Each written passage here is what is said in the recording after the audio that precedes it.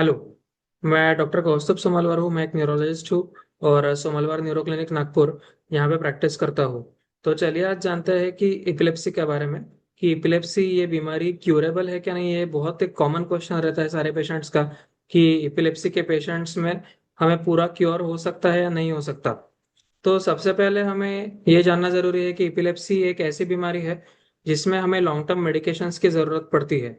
ये काफी आम बीमारी, आम न्यूरोलॉजिकल बीमारी है जिसमें एबनॉर्मल इलेक्ट्रिकल डिस्चार्जेस आते हैं ब्रेन से, जिसकी वजह से हमारे हाथों और पैरों के एबनॉर्मल मूवमेंट्स होते हैं।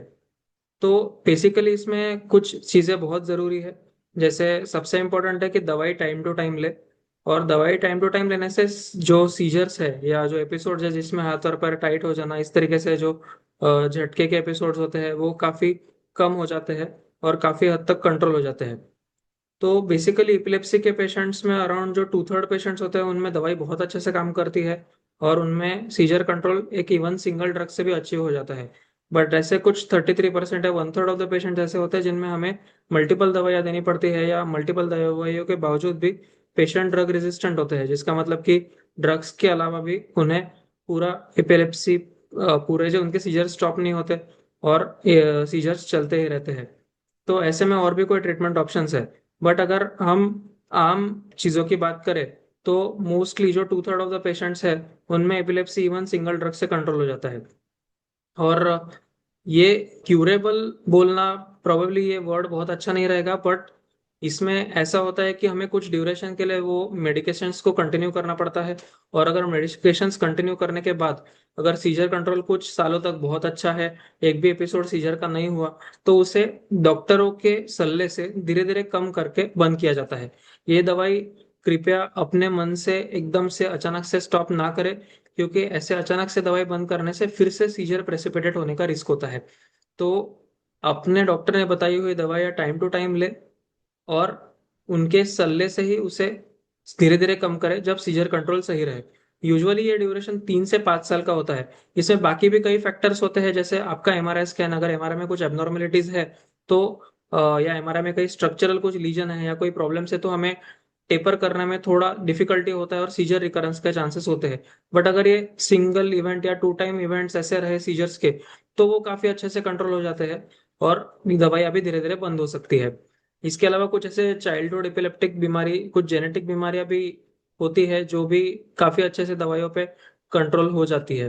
तो इसके अलावा अब हम जानते हैं ऐसे पेशेंट्स में जिनमें ड्रग रेजिस्टेंट एपिलेप्सी है, जो हमने 1/3 पेशेंट्स देखे जिन दिन में ड्रग रेजिस्टेंट एपिलेप्सी था, मतलब मल्टीपल दवाइयों के बावजूद सीजर कंट्रोल्स नहीं हो रहे हैं।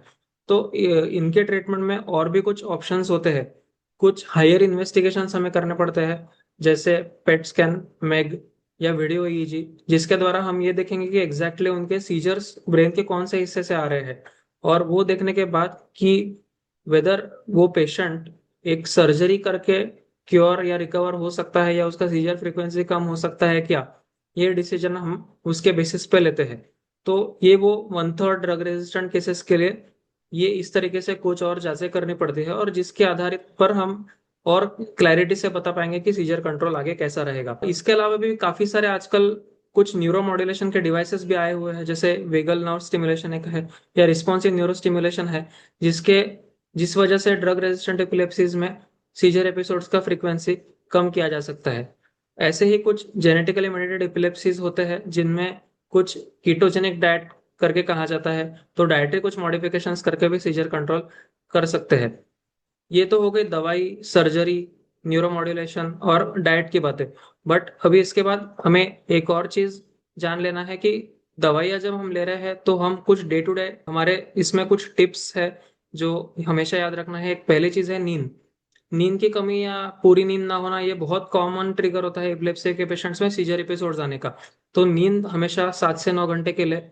अपना जो खाना है वो टाइम पे खाए, दवाइयाँ टाइम पे ले। तो दवाइयों के साथ एक बहुत अच्छा जीवन बिताया जा सकता है, और दवाइयों के साथ ऑलमोस्ट आपका सीजर फ्रीक्वेंसी बहुत कम हो सकता है।